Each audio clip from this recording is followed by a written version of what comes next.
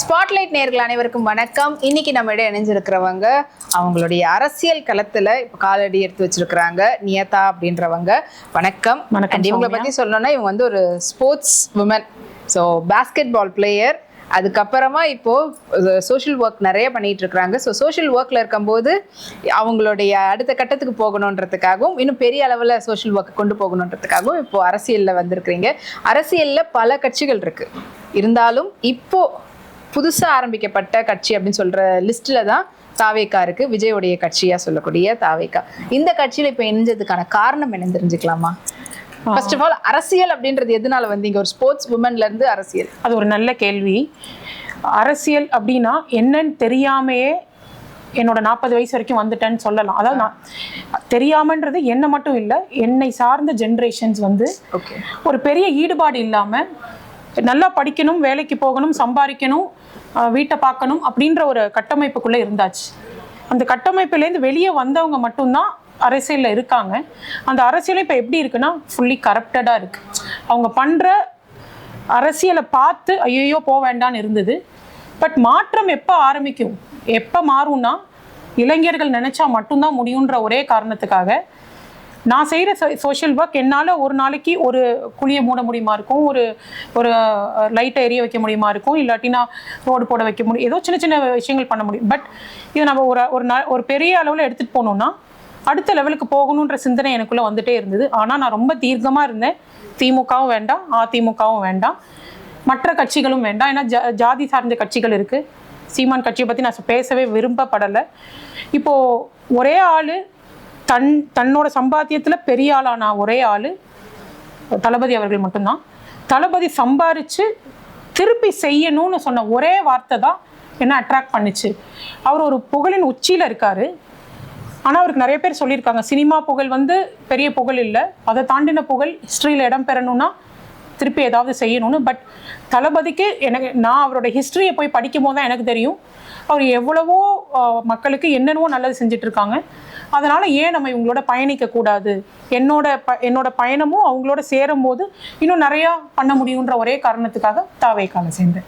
தாவேகால சேர்ந்துருக்கிறீங்க. இப்போ ஏதாவது உறுப்பினரை தாண்டின ஏதாவது பதவி அந்த மாதிரி ஏதாவது இருக்கு? இல்லை, நான் ஜாயின் பண்ணும்போது என்ன சொன்னேன்னா பெரிய பதவியை எதிர்பார்த்து இதுக்குள்ளே போகலை. ஒரு உறுப்பினராக இருந்து என்னால் என்ன பண்ண முடியுமோ பண்ணிட்டு போயிட்டே இருக்க வேண்டிதான். ஏன்னா எல்லாருக்கும் வாழ்க்கை சூழல் எப்படி இருக்கும்னு தெரியாது. என்னோட வேலையோட இதையும் சேர்த்து என்னோட சோஷியல் ஒர்க்கை நான் கண்டினியூ பண்ணணும்னு நினைக்கிறேன். ஆனால் இப்போ வந்து பார்த்தீங்கன்னா எல்லாருமே நிறைய பேர் வந்து அவர் சினிமாலேருந்து வந்திருக்காரு. அவருடைய ரசிகர்கள் தான் வந்து இப்போ கட்சியில் வந்து உறுப்பினர்களாக சேர்றாங்க. அந்த ஒரு ஈர்ப்பில் தான் இருக்கிறாங்க. பட் அரசியல் வந்து சரியா புரிதல் இல்லாதவங்க தான் அவருடைய கட்சியில் இருக்கிறதா சொல்றாங்க. இப்போ நீங்கள் சேர்ந்திருக்கிறது அவருடைய ரசிகையாக சேர்ந்திருக்கிறீங்களா, இல்லை அரசியல்னா என்னன்னு தெரிஞ்சுக்கிட்டு சேர்ந்திருக்கிறீங்களா? தமிழ்நாட்டில் எனக்கு தெரிஞ்சு லாஸ்ட் ஒரு ஒரு ஒரு 50 வருஷமா யார் சினிமாவில் இல்லாமல் அரசியலுக்கு வந்திருக்கா சொல்லுங்கள்? கலைஞர் சினிமாவில் இருந்தார், ஸ்டாலின் சினிமாவில் இருந்தார், உதயநிதியை சினிமாவில் போட்டு கொண்டு வந்திருக்காங்க, சீமான் சினிமா, வேற யாரு நீங்கள் சொல்லலாம்? எடப்பாடியார் தவழ்ந்து வந்தார். அதனால் நான் அதை ஏற்றுக்கவே மாட்டேன். எடப்பாடியாருக்கு அந்த நேரத்தில் அடித்த லக்கு அவர் ஆயிட்டார், அவ்வளோதான். சூழல் அப்படி அமைஞ்சது, அம்மா தவறுனாங்க, அவருக்கு அமைஞ்சது, அவர் ஆயிட்டார். ஆனால் அந்த கட்சியை நீங்கள் நல்லா உள்ள பார்த்தீங்கன்னா திமுகவும் சரி அதிமுகவும் சரி தொண்டர்கள் இருக்காங்கல்ல, தொண்டர்களாகவே தான் சாவுறாங்க. போஸ்டர் ஓட்டுறவங்க போஸ்டர் ஓட்டுறா, கம்பத்தை நடுறவங்க கம்பத்தை நடுறான், இதே போல இருக்கு. ஆனால் இங்கே அப்படியே லைட்டாக தாவே காக்குவாங்களே, பணக்காரங்களுக்கு ஒரு பொறுப்பு, ஏழைக்கு ஒரு பொறுப்புன்னு ஒன்று இல்லை. பிறப்போ அவர் சொன்னதான் எல்லா உயிரும் சமம், அவ்வளோதான், சிம்பிள். ஹை போஸ்டில் நல்லா இருக்கவங்களும் இருக்காங்க, அதாவது ஏழையாக இருந்து ஒரு கட்சி பதவிக்கு இப்போ வந்திருக்காங்க, பொறுப்பு கொடுத்துருக்காங்க. அவங்க பொறுப்பாக இருக்கிறதையும் நாங்கள் பார்க்குறோம். இப்போ உங்களுக்கு புரியுதா? பாகுபாடு இல்லாமல் இருக்குது. அந்த பாகுபாடு திமுகலையும் அதிமுகவாக இருக்கட்டும், அன்புமணியாக இருக்கட்டும், எல்லார்கிட்டையும் இருக்குது. ஸோ இங்கே இல்லைன்னு நான் சொல்கிறேன். ஆனால் இப்போ அதே போல தான் உள்கட்சி பூசல்ன்ற மாதிரி அவங்க உட்காந்து ஸ்ட்ரைக் பண்ணாங்க. அஜிதா கேசஸ் ரொம்ப சிம்பிள். அவங்க அண்ணன் திமுகவில் இருக்கார். நான் என்ன கேட்குறேன், பொறுப்பு ஏன் வேணும்? நீ அண்ணனோட ரசிகை, நீங்க பாட்டுக்கு உங்களோட பயணத்தை கொண்டு போங்க. கட்சியில பொறுப்பு கொடுத்தா செய்யுங்க, பொறுப்பு இல்லைன்னா எதுக்கு அதுக்கு அடிச்சுக்கணும்? நம்ம எப்படியும் வேலை செய்ய போறோம் தானே, எதுக்கு ஒரு பொறுப்பு தேவை? அதுக்கு பொறுப்புன்றது என்னை பொறுத்த வரைக்கும் அது ஒரு பெரிய விஷயம். அதை கரெக்டா வாங்கி கரெக்டா டெலிவரி பண்ணணும். டெலிவரி பண்ணலைன்னா அந்த பொறுப்புக்கே நம்ம பண்ற துரோகம் ஆயிரும். அந்த துரோகத்தை அதான் முள்ளு மேல நடக்கணும், கரெக்டா நடக்கணும். அவ்வளவுதான் என்னோட பாயிண்ட். ஸோ அவங்க வந்து அப்போ ஏதோ உள்நோக்கத்தோட தான் பண்ணியிருக்கிறாங்க அப்படின்றீங்க. அதாவது அவங்களுக்கு பதவி உண்மையா ரசிகையா இருந்திருக்கலாம். அவங்கள நான் கொச்சைப்படுத்த விருப்பப்படலை. ஏன்னா இன்னமும் கட்சியில தொடர்ந்து நான் வந்து தளபதிக்காக வேலை செய்வேன்னு தான் சொல்லியிருக்காங்க. அதனால அவங்கள நான் கொச்சைப்படுத்த விருப்பப்படலை. இன்ஸ்டன்ட் அவங்க வந்து அந்த போராட்டத்தை பண்ணியிருக்க வேண்டாம், கார் முன்னாடி குதிச்சிருக்க வேண்டாம், அழுதுட்டு நின்றுருக்க வேண்டாம். அது தேவையில்லாம மற்ற கட்சிகள் பேசுற நிலைமைக்கு நம்ம கட்சியை நம்மளே கொண்டு போகக்கூடாதுல்ல.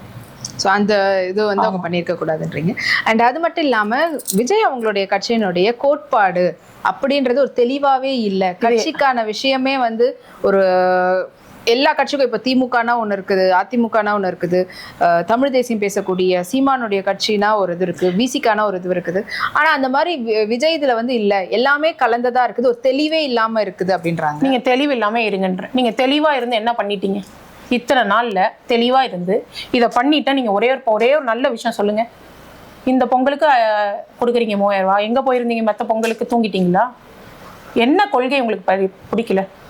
அதாவது சில தலைவர்கள் என்னென்ன பண்ணாங்களோ அந்த தலைவர்களை எடுத்து, சரிங்களா, அந்த தலைவர்களோட கொள்கையை நாங்கள் ஃபாலோ பண்ணணும்னு எங்களுக்கு இம்ப்ளிமெண்ட் பண்ணுறாங்க. உங்களுக்கு புரியுதா?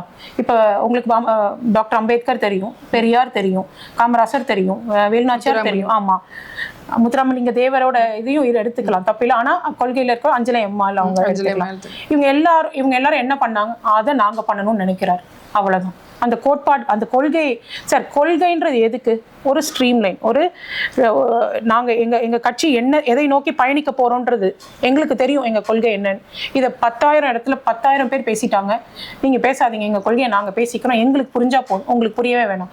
உங்கள் கொள்கையை வச்சு நீங்கள் என்ன மக்களுக்கு நல்லது பண்ண முடியுமோ பண்ணுங்கன்னு தான் நாங்கள் சொல்கிறோம். நாங்கள் வந்து எங்கள் கொள்கை இருக்கனால விஜய் அண்ணாவோட ஃபோட்டோவை போட்டு லேப்டாப் கொடுக்க மாட்டோம். லேப்டாப் தான் கொடுப்போம்.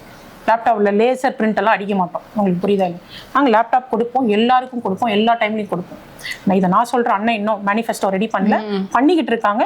பண்ணப்பறம் அதை நாங்கள் சொல்லுவோம். உங்களுக்கு தெரியும், இப்போ இந்த ஒரு 2 வாரம், இந்த பொங்கலுக்கு முன்னாடி இந்த 2 வாரத்தில் திமுக என்னெல்லாம் பண்ணிக்கிட்டு இருக்காங்கன்னு தெரியும். நான் என்ன சொல்லுவேன் மக்களுக்குன்னா, காசை வாங்கிக்கிங்க, ஓட்டை எங்களுக்கு போட்டுருங்க. கண்டிப்பாக ஒரு மாற்றம் வரணும். இப்போ இருக்க ஜென்சியாக இருக்கட்டும், 90s இருக்கட்டும், 80s இருக்கட்டும், அதான் அண்ணன் சொன்ன மாதிரி குட்டீஸ்லேருந்து பார்ட்டிஸ் வரைக்கும் எல்லாருக்கும் தளபதி சார் பிடிக்கும். பிடிக்கிறது மட்டும் பத்தாது, எங்களுக்கு ஓட்டு போடுறது ரொம்ப முக்கியமான. இல்லை, பிடிக்கிறதுன்றது ஒரு விஷயம். ஒரு சினிமா பிரபலமா, சினிமாவில் இருக்கக்கூடிய ஒரு நடிகரா அவரை வந்து ரசிச்சிருக்கிறாங்க, கொண்டாடி இருக்கிறாங்க, அவரை வந்து பிடிக்கும், அவர் நடிக்கக்கூடியது பிடிக்கும், அவர் ஆடுறது பிடிக்கும்ன்றது வேற. ஆனால் ஒரு அரசியல்வாதியா விஜய் அவர்களே இன்னும் தேர்வான ஒரு அரசியல்வாதியா மாறினாரா அப்படின்னு கேட்டா நிறைய பேர் வந்து இல்லைங்க, எனக்கு ஒரு நடிகராக தான் பிடிக்கும்னு பப்ளிக்ல சொல்லக்கூடிய விஷயத்த நான் சொல்றேன். அப்படிப்பட்டவர் இப்போ ஆட்சி எப்படி நடக்க போகுது, என்ன ஆக போகுதுன்னு தெரியல. 2026 ஆட்சி கைக்கு வந்தா கூட அவருக்கு என்ன கிளாரிட்டியோட அவர் வந்து கொண்டு போவாரு அப்படின்ற சந்தேகமும் எல்லாருக்கும் இருக்குல்ல. ஏன்னா பல வருஷமா திமுகல பயணிச்ச, அதுவும் தேர்ந்தெடுத்த, ரொம்ப என்ன சொல்றது, எல்லா அரசியலும் கரைச்சு குடிச்ச கலைஞரோட இருந்தவரே ஸ்டாலின் அவர்களே அந்த இடத்துல ஒரு சில இடத்துல அவர் தள்ளாடுறாரு. கொஞ்சம் அவருக்கு வந்து அடுத்த கட்டத்துக்கு போகிறதுக்கு. அப்படிப்பட்டவருக்கே அந்த ஒரு இது இருக்கும்போது எப்படி விஜயால கொண்டு போக முடியும்ன்ற பேச்சு நிறைய சோஷியல் மீடியாலாம் பேசியெல்லாம் நீங்கள் கேட்டிருப்பீங்க. ஸோ இது எப்படி விஜய் கையாள்வாருன்னு நினைக்கிறீங்க? சினிமாவில், டான்ஸில் தளபதி சாரை எதுவுமே பண்ண முடியாது. அதை பார்த்து ரசித்தவங்க தான் நாங்கள். கரெக்டாக நம்ம சரியா? அவரோட உச்சத்தில் இருக்கிறார், சரியா? காசை விட்டுட்டு வரார். அரசியல் புதுசு தான். நான் என்ன சொல்கிறேன், அரசியலும் நாங்கள் பழகுவோம், சரியா? நீங்கள் சொன்ன மாதிரி திமுகவும் அதிமுகவும் கரைச்சி குடிச்சிருக்காங்க. என்னத்தை குடிச்சிருக்காங்க? ஒரே பட்ஜெட் தாக்கல் பண்ணுறது, அதில் ஒன்றும் பண்ணுறது இல்லை. அந்த காலத்தில் கட்டின டேம்ஸ்க்கு அப்புறமா இப்போ கட்டின ஏதாவது ஒரு டேம் ஏதாவது நின்றுக்கான்னு மட்டும் நீங்கள் பேசுங்க. கட்டி இப்படி திரும்புறதுக்குள்ளே அது கரைஞ்சு போயிடுது. ரெண்டாவது, நீங்கள் ஒரு மேனிஃபெஸ்டோ போடுறீங்க. நீங்கள் மேனிஃபெஸ்டோ போட்டிங்கன்னா நீங்கள் என்ன சொன்னீங்க? 1000 ரூபா எல்லாருக்கும் கொடுக்கணும். உங்களுக்கு கிடைச்சிச்சா? எனக்கும் கிடைக்கல, சரிங்களா? கிடைக்காது, அது எப்பயுமே கிடைக்காது. சில பேருக்கு கிடைக்கும். எப்படி கிடைக்கும்னா கட்சியில் இருக்கிறவங்களுக்கு மட்டும் கிடைக்கும். அவங்களோட 506 வாக்குறுதிகள் வந்து கொடுத்துருக்காங்க. அதில் 336 வாக்குகள் முடிச்சிட்டோன்னு அவங்களே வேற சொல்லிக்கிறாங்க. அதை நம்ம சொல்லணும்.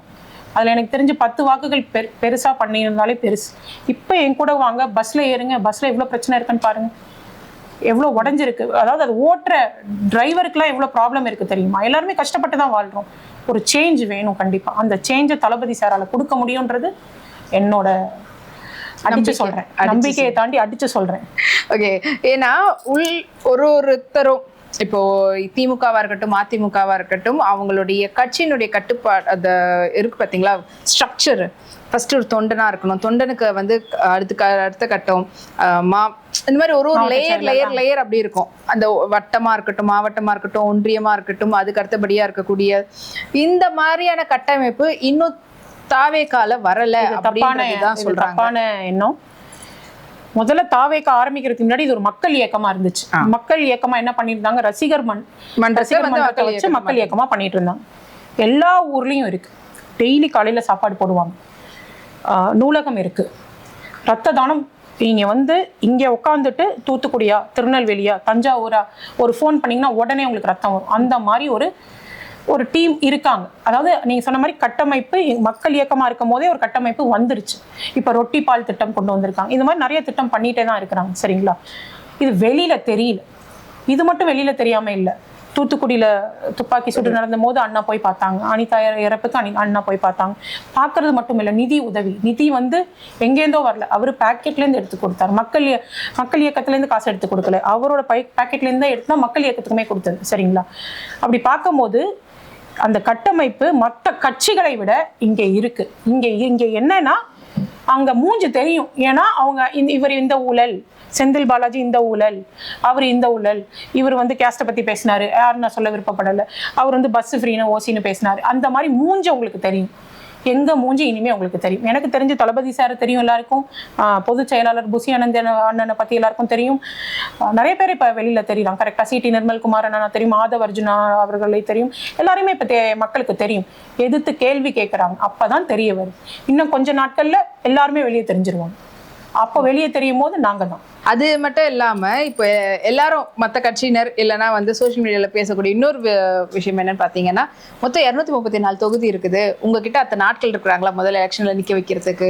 நீங்க வேற தனித்து வருவேன்றீங்களே, கூட்டணி இல்லாம. இந்த பேச்சு பேசுறவங்களுக்கு முதல்ல எந்த அளவுக்கு உங்ககிட்ட ஆட்கள் இருக்கிறாங்க அப்படின்றாங்க. 2 மாநாடு நடத்திட்டோம். மாநாடு நடத்திடுவாரான்னு கேட்டாங்க ஃபர்ஸ்ட். எந்த மாநாட்டுக்கும் ₹1 காசு கொடுத்து யாரையும் கூப்பிடல. உங்களுக்கு புரியுதா? நீங்க அந்த மாநாட்டை பார்த்துருப்பீங்க. குழந்தையிலேருந்து பாட்டி வரைக்கும் வந்தாங்க. ஒவ்வொரு மாநாடும் பார்த்தீங்கன்னா அவ்வளோ கூட்டத்தையுமே பத்திரமா போய் சேருங்க அப்படின்னு அண்ணா அனுப்பி வச்சுட்டு தான் வருவார். உங்களுக்கு புரியுதா? மாநாடே இப்படி பண்ணிட்டோம். எங்ககிட்ட கூட்டம் இருக்காது நீங்க நினைக்கிறீங்களா? கண்டிப்பா கூட்டம் இருக்கு. ஆனா வேட்பாளரா நிக்க வைக்கிறதுக்காக தேர்ந்தெடுத்து எடுக்கணும்ல. ஒரு தொகுதியும் வந்து நல்ல அவங்களுடைய ஆளுமை கொண்டவங்க இவங்களை நிக்க வச்சா, இப்போ இதுவே வந்து திமுகலையும் அதிமுகலையும் ஸ்டார் கேண்டிடேட் அப்படின்னு சொல்லுவோம். ஏன்னா அவங்க எல்லாம் பழக்கப்பட்டவங்களா இருப்பாங்க. அவங்க மாத்தணும்னு நினைக்கிறேன். இந்த மாதிரி ஸ்டார் கேண்டிடேட்னு சொல்றோம்ல, ஸ்டார் கேண்டிடேட்டாவா இருந்துட்டு ஜெயிச்சுட்டு அன்னைக்கே அவர் வந்து பொறுப்புலேருந்து ரிசைன் பண்ணிட்டு போய் பதவியோட ஜாலியா இருக்கிறாரு.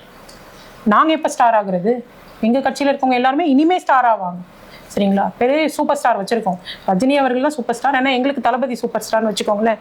தளபதி இனிமே இவ்வளோ ஆளுமை இருக்கிற, அதாவது தளபதிக்கு இருக்கிற ஆளுமைக்கு கண்டிப்பா போட்டு நீ நான் இருக்காங்க. எங்களால பதவி கொடுக்க முடியாத நிலைமையில இருக்கு. அப்படிதான் நான் பார்க்குறேன். நான் வெறும் அடிப்படை உறுப்பினர், ஆனா நான் பார்க்குறேன் அவ்வளோ பேர் உறுப்பினராக இருக்காங்க. எல்லாருக்கும் ஆளுமை இருக்கிறவங்களுக்கு தான் பதவியும் கிடைக்குது. இப்போ எனக்கு பதவி கொடுங்கன்னு போய் நான் கேட்குற ஜோன்ல நான் இல்லை. பட் நிறைய பேர் கேட்குறாங்க. அது தளபதி முடிவு பண்ணுவார் யாரை எங்க எப்படி நிப்பாட்டினா ஜெயிப்பாங்கன்னு. அது மட்டும் இல்லை, தளபதி என்னன்னு சொல்லியிருக்காரு, எந்த வேட்பாளர் எங்க நின்னாலும் அது விஜய் தான். அதுதான். இப்போ விஜய் அப்படின்ற ஒரு முகம் மட்டும்தான் உங்களுக்கு இருக்குது இல்ல தாவேகாவுடைய கட்சிக்கு. அதை தாண்டி வேற ஃபேஸ் எதுவுமே இல்லையே அப்படின்றதும். இனிமே வருவோன்ற நான் இனிமே கண்டிப்பா வருவோம். எங்க மூஞ்செல்லாம் வர முடியாதுன்னு நீங்க நினைக்கிறீங்களா? கண்டிப்பா வருவோம். ஒரு நாள் வருவோம், அது ஃபிளாஷ் ஆகும். அப்ப நாங்க ஸ்டாரா இருப்போம். பொறுப்பை திறந்துட்டு வீட்டில் போய் உட்கார மாட்டோம். பொறுப்பை பார்ப்போம். தளபதி அவர்கள் இன்னைக்கு கூட சொல்லியிருக்காங்க, கரெக்டாக வேலை செய்யலைன்னா பதவி பறிக்கப்படும். அப்படி இங்கே பதவி பறிக்கப்படுமா? ஜெயிலுக்கு போயிட்டு வந்தவங்களுக்கும் பதவி இருக்குல்ல, ஜெயிலே பதவி இருக்குல்ல, திருப்பி கோர்ட்டில் கேஸ் போட்டு பதவி வாங்கினவங்க எத்தனை பேர் இருக்காங்க? நீங்கள் இவங்களெல்லாம் அக்செப்ட் பண்ணிட்டீங்க. நீங்கள் ஒரு தடவை வாய்ப்பு கொடுங்க, நாங்கள் செஞ்சு காமிக்கிறோம் அப்படின்னு சொல்கிறவங்களுக்கு ஏன் கொடுக்க மாட்டீங்க? நாங்கள் ஸ்டார் ஆகும். அதே போல மறைமுகமா எப்படி இருந்தாலும் இவங்க வந்து வெளியில வந்து ஓப்பனா நாங்க இவங்களுக்கு எதிரி தான், இவங்க எதிர்த்து தான் நாங்க வந்து பேசுறோம்னு சொன்னாலுமே கூட சென்ட்ரல் கவர்மெண்ட் அதாவது பிஜேபியோட இவங்க ஏதோ ஒரு அலைன்ஸ்ல இருக்கிறாங்க அப்படின்ற மாதிரியும் பேச்சு இருக்குது. எப்படி இருந்தாலும் இவங்க வந்து கூட்டணியில போயிடுவாங்கன்ற மாதிரியும் பேசுறாங்க. சரி, நம்ம வந்து ஒரு ஸ்டேட், கரெக்டா? நம்ம சென்ட்ரல் பாடியை நம்பி தான் இருக்கிறோம். சென்ட்ரல் பாடியை நம்பி இருக்கிறோம்னா ஃபண்ட் அண்ட் அதர் திங்ஸ் நம்பி இருக்கோம். இந்த கோர்ட்டு, இந்த சிபிஐ கேஸ் இதெல்லாம் மாறாது. எங்கள் கொள்கையை தாண்டி பிஜேபியோட கூட்டணி இருக்காது. அது தெளிவாக தளபதி அவர்கள் சொல்லிட்டார். அவ்வளோதான், ஃபுல் ஸ்டாப். அதுக்கு மேலே ஆனால் இன்னொரு வார்த்தையும் சொல்லியிருக்கார். என்னன்னா, எந்த கட்சி வந்தாலும் தளபதி அவர்கள் தான் முதலமைச்சர். அண்ணன் பேசி கொள்கை ஒத்து வந்தால் மட்டும்தான் உள்ள வர முடியும். அந்த ஒத்து வர இடத்துல பிஜேபி இல்லை, அதனால வர சான்ஸ் இல்லைன்றது என்னோட ஆணித்தரமான கருத்து. உங்களுடைய நம்பிக்கை. ஆனா இப்ப வந்து பாத்தீங்கன்னா படம் ரிலீஸ் பண்றதே வந்து பெரிய விஷயமா இருக்கு. சென்சார் போர்ட்ல இருந்து அவங்க வந்து இன்னும் கிளியர் பண்ணல. இப்போ பேசிட்டு இருக்கிற இந்த நேரத்துல தான் வந்துட்டு பாத்தீங்கன்னா கேஸ் வந்து ரன் ஆயிட்டு இருக்குது. இதனால படம் வந்து ரிலீஸ் வந்து டிலே ஆகிறதுக்கான வாய்ப்புகள் இருக்குது. அண்ட் அது இல்லாம 12th அன்னைக்கு வேற சம்மன் அவர் வந்து ஆஜராகணும்ன்றதும் கொடுத்துருக்காங்க. இது எல்லாமே வந்து அவங்க கொடுக்கக்கூடிய ஒரு ப்ரெஷர் தான் அப்படின்ற மாதிரியும் வெளியில பேச்சுக்கள் அடிப்படுது. இதெல்லாம் உண்மையாவே நான் ஏத்துக்கிறேன். எல்லா ப்ரெஷரையும் அண்ணன் தாங்க முடியும். இது ஒன்றும் ஃபர்ஸ்ட் படத்துக்கு வர ப்ரெஷர் இல்லை. பொலிட்டிக்கலாக ப்ராப்ளம் வந்துச்சு, தியேட்டர் கிடைக்கிறதுல பிரச்சனை வந்து பலதரப்பட்ட படத்தில் இந்த பிரச்சனையும் தாண்டி வருவோம். எப்படி தாண்டி வருவோம்? கேஸ் இன்னைக்கு என்ன ஹியரிங் வருதுன்னு பார்த்துட்டு அதுக்கு தகுந்தாப்புல வருவோம். ஒரு வேளை எங்களுக்கு இன்னைக்கு வரைக்கும் எனக்கு கிடைச்ச செய்தி கண்டிப்பாக ரிலீஸ் ஆகும் சொன்ன டேட்லன்றது தான். ஒரு வேளை தள்ளி போனால் அதுதான் எங்களுக்கு பொங்கல். உங்களுக்கு புரியுதா? தள்ளி போச்சுன்னா அதான் எங்களுக்கு பொங்கல்.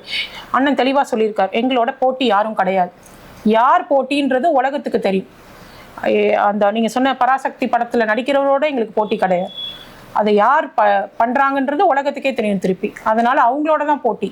அவங்க தான் ப்ரெஷர் கொடுக்கறது.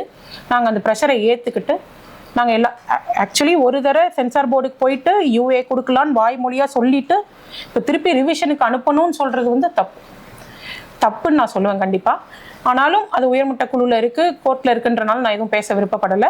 கண்டிப்பாக இந்த ப்ரெஷரையும் தாண்டி வெளியே வருவோம். நாங்கள் வந்து 12th அன்னைக்கும் அண்ணனும் சிபிஐக்கு ஆஜராவார். நாங்கள் தான் சிபிஐ கேஸ் கேட்டது. ஸோ ஆஜராகிறதுல எங்களுக்கு பிரச்சனை இல்லை. அண்ணன் போய் தெளிவாக பேசிட்டு வந்துடுவார். வந்தப்புறம் நாங்கள் தெளிவாக படத்தை பார்த்து பொங்கலை கொண்டாடிடுவோம்.